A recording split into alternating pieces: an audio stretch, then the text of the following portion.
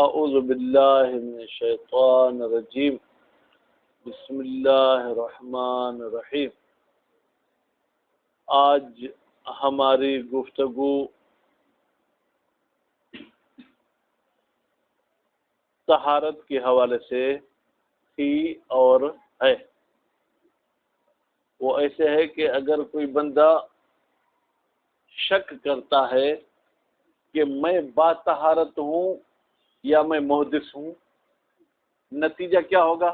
اگر با طہارت ہوں تو یعنی نماز کے لیے پھر وضو کرنے کی ضرورت نہیں ہے، اگر طواف کرنا چاہتے ہیں تو طواف کے لیے وضو کی ضرورت نہیں ہے، قرآن مجید کے الفاظ کو چھونا چاہتا ہے تو وضو کی ضرورت نہیں ہے، اور اگر محدث ہے تو یعنی بغیر وضو کے یہ کام نہیں کر سکتا۔ اب کیا کریں؟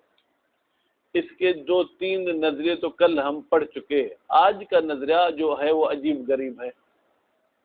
کہہ رہے ہیں کہ اس کو حالت سابقہ کا اگر علم تھا تو اس کی ضد والے مسئلے کو لے لے، یعنی اس کو اگر یقین تھا کہ میں با طہارت تھا، کیا تھا؟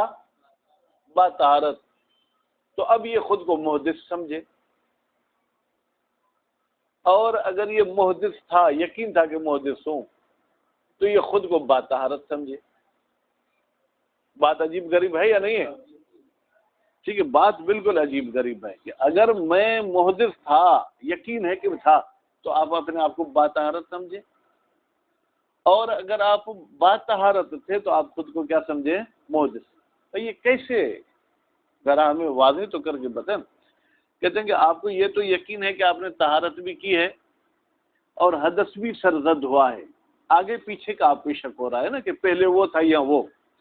جب آپ کو یقین ہے کہ میں با طہارت تھا تو آپ کو پھر حدث ہونے کا بھی یقین ہو گیا، تو گویا کہ آپ کی وہ طہارت ختم ہو گئی، تو ابھی آپ اپنے آپ کو کیا سمجھیں گے؟ محدث۔ اور اگر آپ کو یقین تھا کہ میں محدث بھی تھا اور میں نے طہارت بھی کی، تو وہ آپ کی طہارت حدث کے بعد ہوگی، نتیجے میں جی سے حکم۔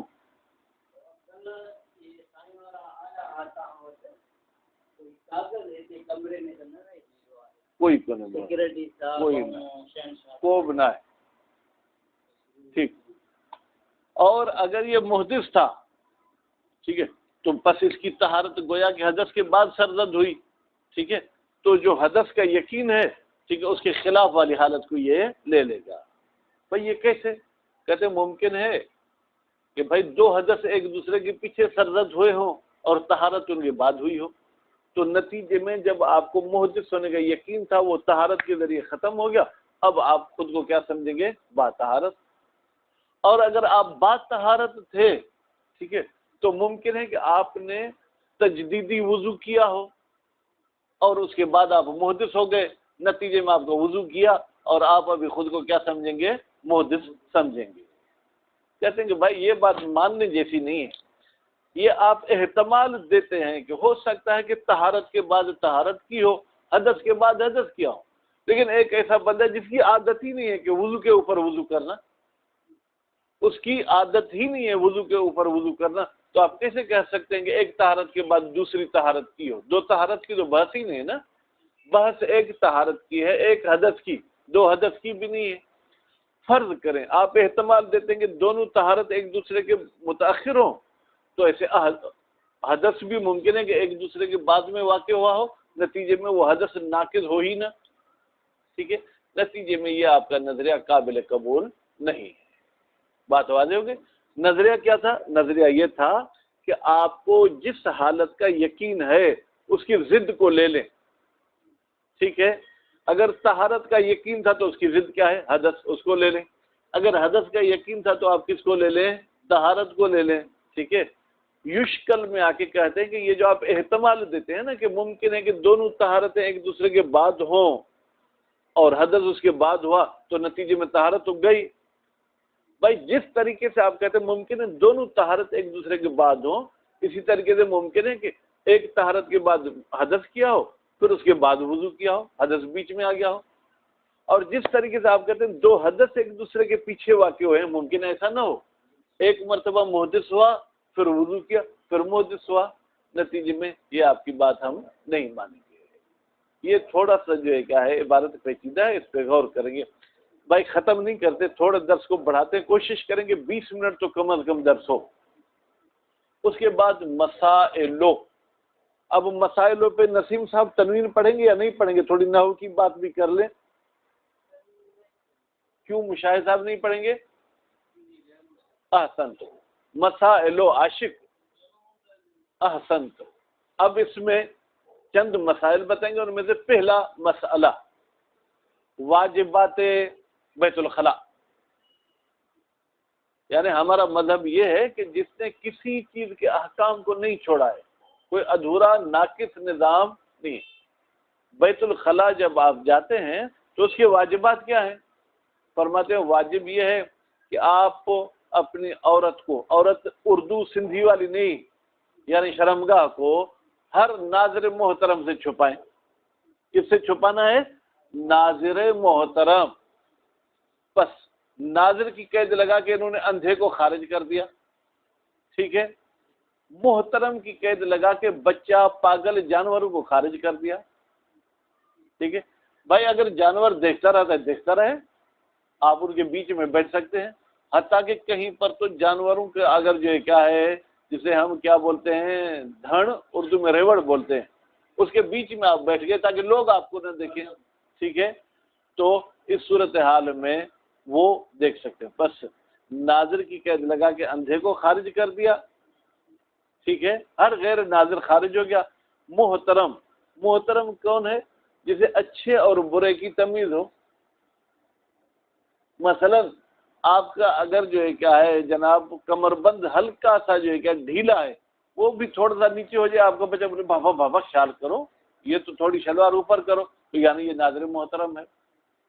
یا بچہ آپ کے سامنے آ جائے، آپ اس کی شلوار کو پکڑ کے تھوڑا کھینچیں، ہنستا رہتا ہے کچھ نہیں کہتا، تو یہ محترم نہیں ہے۔ اس کے سامنے آپ واش روم میں جا سکتے ہیں، بات واضح ہوگی۔ لیکن جس کو اچھے اور برے کی تمیز ہے، اس کے سامنے جو ہے کیا ہے آپ کو اپنا اگلا حصہ اور پچھلا حصہ چھپانا ہے، پورے بدن کا نہیں، مخصوص وہ شرمگاہ وہ چھپانی ہے۔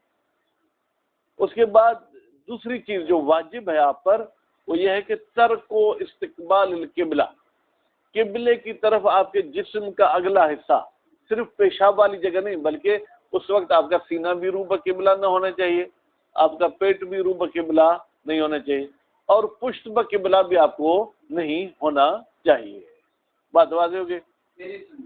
اس کے بعد پھر جو ہے جناب یہ کہتے ہیں کہ آپ کے طہارت کی بھی ضرورت پڑے گی۔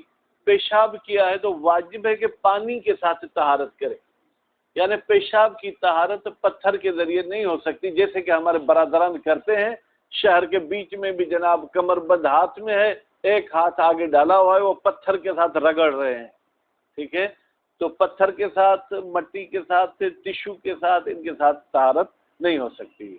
البتہ مخرج غائط، پاخانہ جب کرتے ہیں، اگر پاخانہ اپنے حدود تک ہی رہے، حدود سے نہ پھیلے، کیونکہ کبھی کوئی پیچش ہوتی ہے، کبھی کیا ہے، اگر پاخانہ اپنی حدود کے اندر ہے، یعنی صرف سوراخ سے نکلا اور سوراخ کے ارد گرد کو اس نے نجس نہیں کیا ہے، تو اس کو آپ پانی کے ساتھ پاک کرنا چاہیں تو پانی کے ساتھ پاک کر سکتے ہیں، اور اگر پتھر کے ساتھ یا مٹی کے ڈھیلے کے ساتھ یا کسی جو ہے کیا ہے مٹکے وغیرہ کے ٹکڑے کے ساتھ صاف کرنا چاہیں تو آپ کہاں جا رہے عاشق؟ ٹھیک، تو وہ 3 ہونے چاہیے، 3 پتھر یا 3 مٹی کے ڈھیلے، یا وہ چیزیں جو ان کے ساتھ شباہت رکھتی ہیں، مثلا لکڑی کے 3 ٹکڑے ہوں، ٹھیک ہے، یا کوئی ایسا درخت ہے جو کھایا نہیں جاتا، محترم نہیں ہے، اس کے پتے ہوں، ٹھیک ہے، تو ان کے ساتھ آپ یہ کرنا چاہیں تو کر سکتے ہیں۔ لیکن جن پتھروں کے ساتھ یا جن چیزوں کے ساتھ آپ طہارت کرنا چاہتے ہیں، ان کے لیے شرط ہے، کس کی؟ کہ وہ باقرہ ہوں، یعنی پہلے کسی نے ان کو طہارت میں استعمال نہ کیا ہو۔ اگر یہ بھی آپ، یہ ہمیں کیسے پتہ چلے گا؟ بھائی اگر صاف کسی نے کیا ہوگا تو ان میں گندگی لگی ہوئی ہوگی، ٹھیک، وہ باقرے ہونے چاہیے، یعنی 0 میٹر، ٹھیک۔ دوسری شرط یہ ہے کہ وہ ایسے ہونے چاہیے کہ جو نجاست کو وہاں سے جدا کر سکیں، بعض بالکل گول انڈے کی طرح ہوتے ہیں. انڈے کی طرح اگر کوئی پتھر ہوگا، اگر آپ اس سے طہارت کریں گے تو وہ نجاست کو جدا نہیں کرے گا بلکہ مزید نجاست کو پھیلائے گا. ٹھیک ہے. اور اس کے بعد یہ ہے کہ عدد ان کا 3 ہونا چاہیے. اچھا، اگر کوئی ایسا پتھر، کوئی ایسی لکڑی ہے جس کے 3 گوشے، 3 پہلو ہیں، 3 سائڈیں ہیں، آپ بیچ سے پکڑ کے پہلے جو اس نوک سے طہارت کریں، پھر دوسری نوک سے، پھر تیسری نوک سے، تو جو جگہ وہاں لگ رہی ہے وہ تو ہر مرتبہ پاک جگہ لگ رہی ہے. اس کا کیا حکم ہے؟ فرماتے اس کتاب کے مطابق تو 3 کا عدد ضروری ہے. باقی دوسرے کتابوں کے مطابق بھائی 3 جگہیں لگنی چاہیے، ایک پتھر کی ہو یا 3 پتھر کی ہو، کوئی فرق نہیں ہے. اچھا، یہ جو ہم نے پتھر استعمال کیے، یہ کوئی اور استعمال کرنا چاہے تو کر سکتا ہے. جی ہاں، جا کے پہلے جو ہے کیا دھو لے یا مٹی کے ساتھ رگڑ کے ان کو پاک کرے، پھر استعمال کر سکتا ہے. البتہ جو تیسرا پتھر ہے جس کو مکمل عدد کہتے ہیں، عدد کو کمپلیٹ کرنے والا، وہ عموماً نجس نہیں ہوتا. اگر وہ پہلے کی طہارت میں نجس نہیں ہوا تو وہ دوسرا بندہ استعمال کر سکتا ہے. بہرحال ابھی اگر کہیں پانی بھی ہو اور لوگ اس کو پانی کے ساتھ پاک کر دو، وہ بیوقوف ہے جو پانی چھوڑ کے پھر بھی پتھروں کو خواہ جو ہے کیا ہے وہ استعمال کر رہے ہیں. ہاں، یہ ان میں تصور ہو سکتا ہے جن کے لیے پانی مضر ہوتا ہے یا ایسا کوئی مسئلہ ہو تو پانی چونکہ وہ استعمال نہیں کر سکتے تو ان کے لیے یہ پوزیشن ہو سکتی ہے. کل انشاءاللہ پڑھیں گے مستحبات بیت الخلاء جو کافی زیادہ ہوں گے تو انشاءاللہ. ابھی دیکھیں خود کو عادی بنائیں، کم از کم 20 منٹ کا ہمارا یہ ریکارڈنگ ہونی چاہیے، ٹھیک، نہیں تو آدھا گھنٹہ.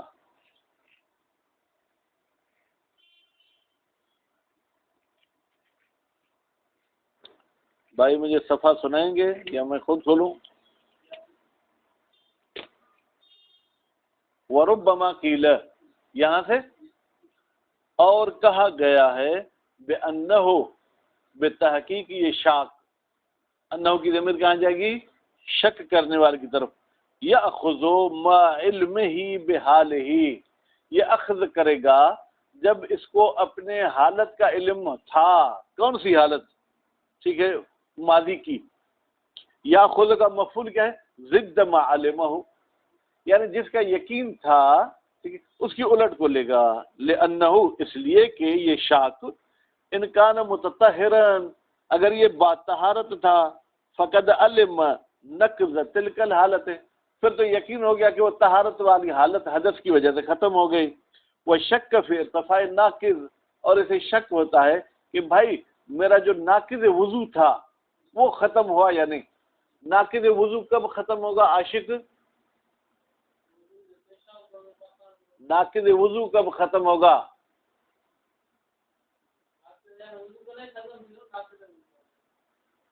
سبحان اللہ، سلام آپ کی سوچ اور عقل پر. نسیم صاحب، ناقض وضو کسے کہتے ہیں؟ آپ بتاؤ عاشق. اچھا، یہ پتہ ہی نہیں ہے. ہم اس کتاب کے ابتدا میں ناقض اور سبب کا بعد پڑھ کر آئے. آپ بتائیں حدث کب ختم ہوگا؟ جب وضو کرے گا. ناقض یعنی پیشاب کرنا یہ وضو کے لیے کیا ہے؟ ناقض ہے، وضو کو توڑتا ہے. ٹھیک ہے، ریح وضو کو توڑتی ہے تو یہ ناقض وضو ہے. ناقض وضو کب ختم ہوگا؟ جب وضو کرے گا. ناقض نے کیا کیا؟ وضو کو ختم کیا. وضو آ کے پھر کیا کرے گا؟ ناقض کو ختم کرے گا. تو اب اس کو یقین تھا کہ میں باطہارت تھا، ٹھیک. اس کے بعد فقد علم نقض تلک الحالت، اس کے طہارت کے ٹوٹنے والی حالت کا تو اسے علم ہو گیا. وہ شک فی ارتفاع ناقض، اور شک کرتا ہے کہ وضو کو توڑنے والی چیز ختم ہوئی، یعنی پھر میں نے وضو کیا یا وضو نہیں کیا. لجواز تعاقب طہارت، جواز بے معنی امکان، اس لیے کہ ممکن ہے کہ اس نے 2 طہارت ایک دوسرے کے پیچھے کی ہو.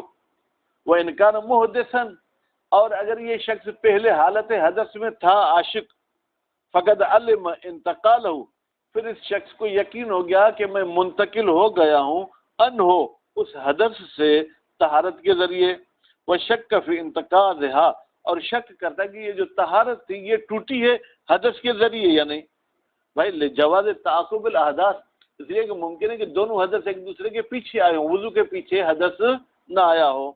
وَيُشْكَلْ، لیکن ہمیں اشکال ہے بِأَنَّ الْمُتَيَقَّنَ، بتحقیق کہ وہ حالت جس کا ہمیں یقین ہے، حِينَئِذٍ، تعاقب والی صورت میں، ارتفاع الحدث سابق، وہ یہ ہے کہ پہلا حدث ختم ہوا. بھائی توجہ، آپ محدث تھے، یقین تھا، اس کے بعد یقین بھی تو ہے نا کہ طہارت کی ہے. ممکن ہے طہارت دونوں حدثوں کے بعد نہ کی ہو بلکہ پہلے حدث کے بعد کی ہو. جب پہلے حدث کے بعد کی تو اس کے بعد تو حدث ہوا نا، تو نتیجے میں طہارت ختم ہو گئی. ٹھیک ہے، آپ کیسے کہتے ہیں کہ یہ خود کو باطہارت سمجھے؟ اما لاحق یعنی بعد والا حدث، المتیقن وقوع، جس کے واقع ہونے کا ہمیں کیا یقین ہے، فلا، وہ تو مرتفع نہیں ہوا. وجواز تعاقبہ، اور یہ جو آپ کہتے ہیں کہ ممکن ہے کہ حدث کے بعد آیا ہو، لمثل الحدث متکافئ، یہ مساوی ہے دوسرے احتمال کے. وہ دوسرا احتمال کیا ہے؟ ممکن ہے حدث طہارت کے بعد ہو. جیسے آپ کہتے ہیں حدث کے بعد ہو سکتا ہے، تو حدث طہارت کے بعد بھی ہو سکتا ہے. دونوں احتمال کیا ہیں؟ مساوی ہیں. تو لتأخر الحدث، یعنی طہارت ممکن ہے کہ وہ حدث کیا ہو؟ طہارت کے بعد ہو. ولا مرجح، اور ہمارے پاس کوئی ترجیح نہیں ہے کہ ہم اس احتمال کو لیں کہ حدث ایک دوسرے کے پیچھے واقع ہوا تھا، نتیجے میں باطہارت ہوں. نہیں، ممکن ہے طہارت کے بعد حدث واقع ہوا ہو. نعم، لو کان المتحقق طہارتا رافعتا، ہاں اگر وہ چیز جو وجود میں آنے والی ہے وہ ایسی طہارت ہو جو حدث کو رفع کرتی ہے. وقلنا، اور ہم قائل ہو جائیں، بأن المجدد لا يرفع، بھائی وضو تجدیدی جو حدث کو ختم نہیں کرتا. او قطع بعدم المجدد، کیسے یقین ہے کہ میں نے ڈبل تو وضو کیا ہی نہیں ہے. توجہ الحکم بطہارت، تو پھر حکم کرنا متوجہ ہوگا کس کا؟ طہارت کا. فی الاول، پہلی صورت میں جب اس کو علم تھا کہ میں نے وضو کیا ہے تو صورت میں ہم اس کو باوضو سمجھیں گے. کما انہ لو علم عدم تعاقب الحدثین، جس طریقے سے اگر اس بندے کو یقین ہو کہ دو حدث ایک دوسرے کے پیچھے واقع نہیں ہوئے، کیوں؟ بحسب عادت ہی، بھائی ہر بندے کو اپنے عادت کا پتہ ہوتا ہے نا کہ میں فجر کی نماز پہ واش روم جاتا ہوں، ٹھیک ہے، فجر کی نماز سے پہلے، پھر ظہر سے پہلے جاتا ہوں، کبھی بھی میں ڈبل یہ کام نہیں کرتا ہوں. ٹھیک ہے، اور فی هذه صورت، یا کم از کم آج یہ جو شک والی صورت ہے اس میں کہتا ہے کہ میں نے دو حدث سرزد نہیں کیے. تحقق الحکم بالحدث، پھر تو متحقق ہو جائے گا، پکا ہو جائے گا کہ ہم فیصلہ کریں گے یہ شخص محدث ہے. پھر ثانی، دوسری صورت میں، دوسری صورت کون سی ہے مشاہد؟ جب یقین بالحدث ہو. لیکن اگر محترم یہ جو بحث ہے آیا یہ ہمارے مسئلے کے ساتھ مربوط ہے؟ کہتے نہیں، ہمارا مسئلہ شکیات میں، یہاں تو یقین کی بات کر رہے ہیں، تو یہ تو شکیات کے ساتھ اس کا کوئی تعلق نہیں ہے. الا انہ خارج عن موضع نزاع، انہ یعنی یہ صورتحال جو مسئلے کی ہم نے بتائی ہے یہ ہمارے محل بحث سے خارج ہے. بل لیس من حقیقت شک فی شیء، بلکہ یہ تو اصلاً کسی چیز میں آپ کو شک ہی نہیں، آپ کو طہارت کا بھی یقین ہے، حدث کا بھی یقین ہے. الا بحسب ابتدائی، ہاں شروع میں تھوڑا سا آپ کو شک ہوتا ہے، اس کے بعد وہ شک والی آپ کی پوزیشن یقین میں تبدیل ہو جاتی ہے. وبہذا یظہر ضعف القول باستصحاب حالت سابقہ، بہذا اس یقین کی وجہ سے ضعیف ہو گیا وہ قول جو قدم استصحاب کریں گے حالت سابقہ کا. بھائی استصحاب کیا ہے؟ انشاءاللہ آپ اصول 2 میں پڑھیں گے. فی الحال استصحاب کا مطلب یہ ہے کہ آپ نے ایک کام یقیناً کیا تھا، اس کے بعد آپ کو شک ہو گیا کہ آیا اس کو ختم کرنے والا کوئی کام ہوا ہے یا نہیں، تو استصحاب کہتا ہے آپ اسی حالت سابقہ کو جو کیا ہے باقی رکھیں. یعنی استصحاب میں ایک یقین ہوتا ہے، ایک شک ہوتا ہے، وہاں استصحاب کیا جاتا ہے. لیکن یہ جو ہماری صورتحال ہے کہتے ہیں اس میں استصحاب بھی نہیں ہوگا کیونکہ شک ہے ہی نہیں. تھوڑی دیر کے لیے آپ کو شک ہوا تھا، آپ کے سوچنے کے بعد وہ شک ختم ہو گیا، یقین میں تبدیل ہو گیا، تو یہاں استصحاب بھی جاری نہیں ہوگا. یظہر ضعف القول، ضعیف ہے کون سا قول؟ جو کہتا ہے کہ ہم استصحاب کریں گے حالت سابقہ کا. بل بطلان ہو، کہتے ہیں ضعیف کہنے کا مطلب یہ ہے کہ قول صحیح ہے، بل کہہ کے کہتا ہے نہیں بھائی یہ قول استصحاب والا باطل ہے.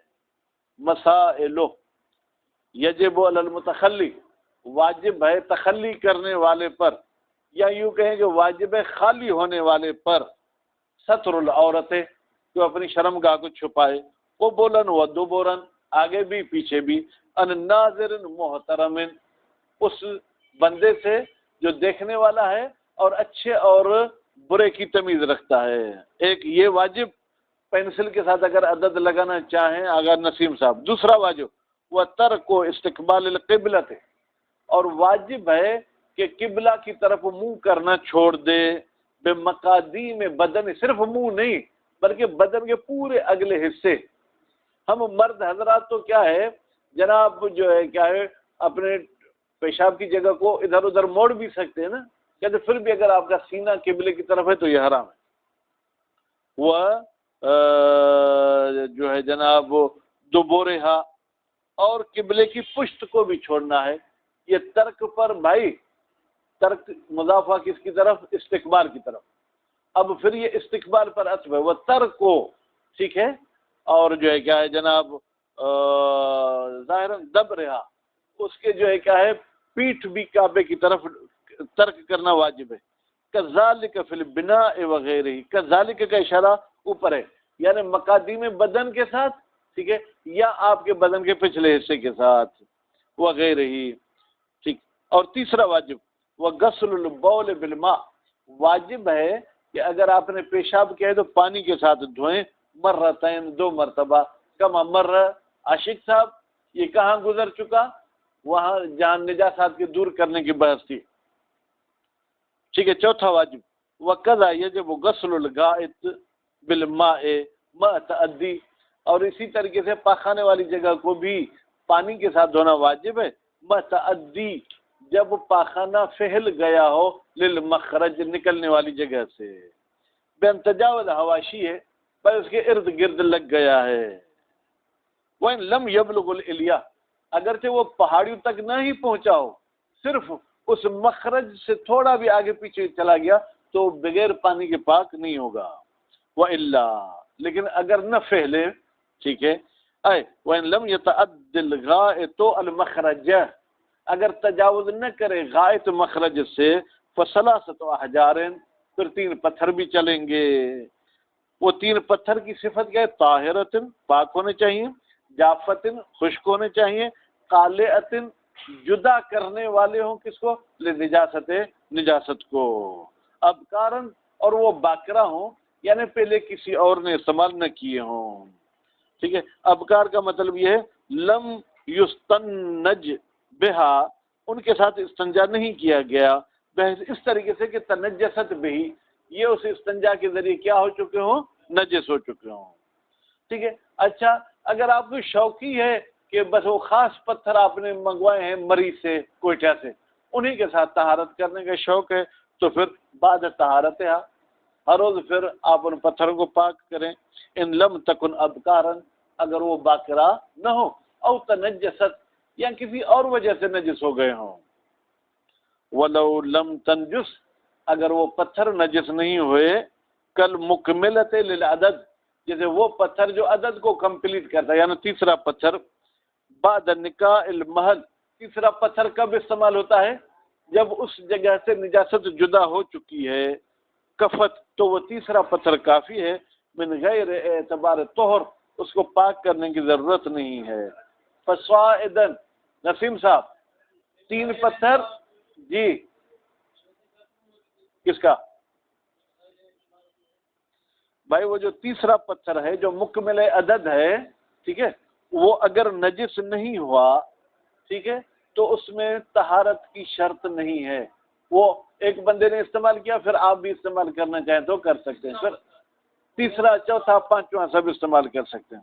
فصاعدن عن ثلاثۃ، بھائی پتھر 3 ضروری کہتے نہیں، وہ تو آپ کی جو ہے کیا ہے نجاست پر ہے، نجاست دور ہو گئی تو 3 کافی ہے، اگر دور نہیں ہوئی 10 تو 10، اگر چیگم کھایا ہے وہاں سے بھی چیگم نکلا ہے، ٹھیک ہے، پھر تو آپ کو اتنا استعمال کرنا ہوگا کہ نجاست دور ہو جائے۔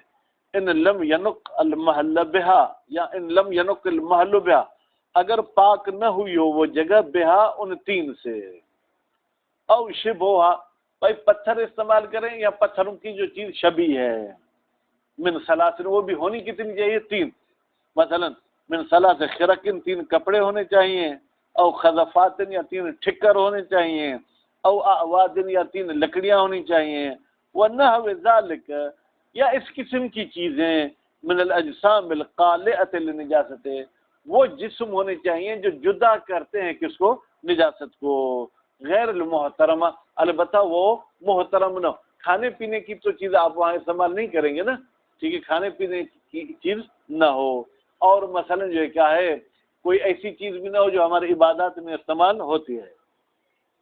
وَيُعْتَبَرُ الْعَدَدُ فِي ظَاهِرِ النَّصْ، نص میں تو جو ہے کیا ہے، محسوس ہوتا ہے کہ بھئی عدد معتبر ہے، یعنی 3 کا عدد ہونا چاہیے۔ وَهُوَ الَّذِي، وَهُوَ یعنی یہ عدد وہی چیز ہے، یقتضی ہے اطلاق العبارت، اسی عدد کی تقاضا کرتی ہے لمہ کی عبارت۔ بھائی لمہ نے کیا کہا؟ ثلاثۃ احجار، یہ تو نہیں کہا یشترط ثلاثۃ احجار، شرط کی بھی بات نہیں کی، وجبہ کی بھی بات نہیں کی، لیکن ثلاثہ کا عدد ذکر کیا، تو عبارت کا بھی تقاضا یہ ہے کہ 3 ہونے چاہیے۔ فلا یجزی ذو الجہات ثلاث، تو نتیجے میں وہ پتھر کافی نہیں ہے جس کے 3 گوشے ہوں، 3 کنڈوں ہو جانے سے، 3 چوٹیوں ہو جانے سے۔ وقت المصنف فی غیر هذا الکتاب، مصنف صاحب نے لمہ کے علاوہ اپنی دوسری کتابوں میں یقین کیا ہے بے اجزائے ہی، کہ بھائی یہ 3 گوشے والا، 3 چوٹیوں والا بھی کافی ہے۔ کہتے ہیں پھر لمہ میں تو نہیں کہا، کہتے ہیں لمہ میں یہ کہا نا 3 پتھر یا 3 کے ساتھ شباہت رکھنے والا، ممکن ہے کہ اس 3 گوشے والے پتھر کو ہم اس شبہہ میں داخل کر لیں۔ وَيُمْكِنْ إِدْخَالُهُ، ممکن ہے کہ ہم ذل جہاد کو داخل کریں، ادخالہ کی ضمیر کہاں جائے گی؟ ذو کی طرف، ذل جہاد کو داخل کریں علی مذہب المصنف، مصنف کے نظریے کے مطابق، فی شبہ الاحجار، کیونکہ مصنف کا بھائی نظریہ تو یہ ہے کہ ایک بھی 3 طرف اگر استعمال کریں تو وہ کافی ہے۔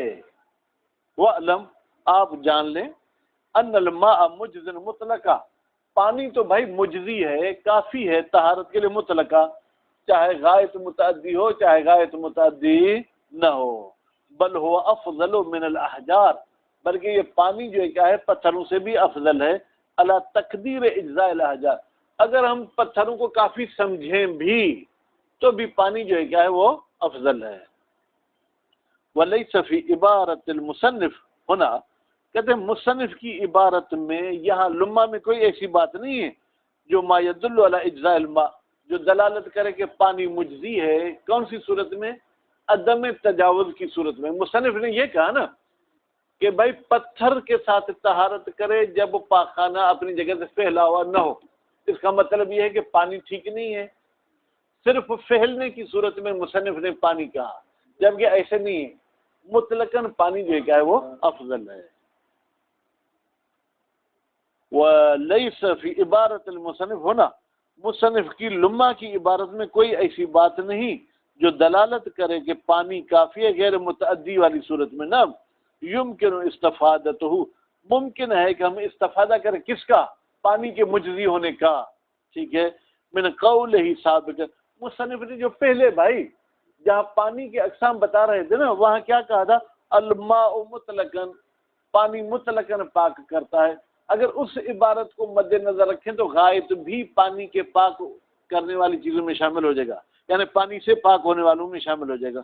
وَلَعَلَّ الْمُصَنِّفُ اجتزأ بِهِ، بھائی مصنف صاحب جیل میں تھے، شاید مصنف صاحب نے اجتزأ کافی سمجھائے بہی، وہ جو پہلے پانی کی بات کی تھی۔ وصلی اللہ علی محمد وآل محمد۔ ہاں آج مزہ آیا۔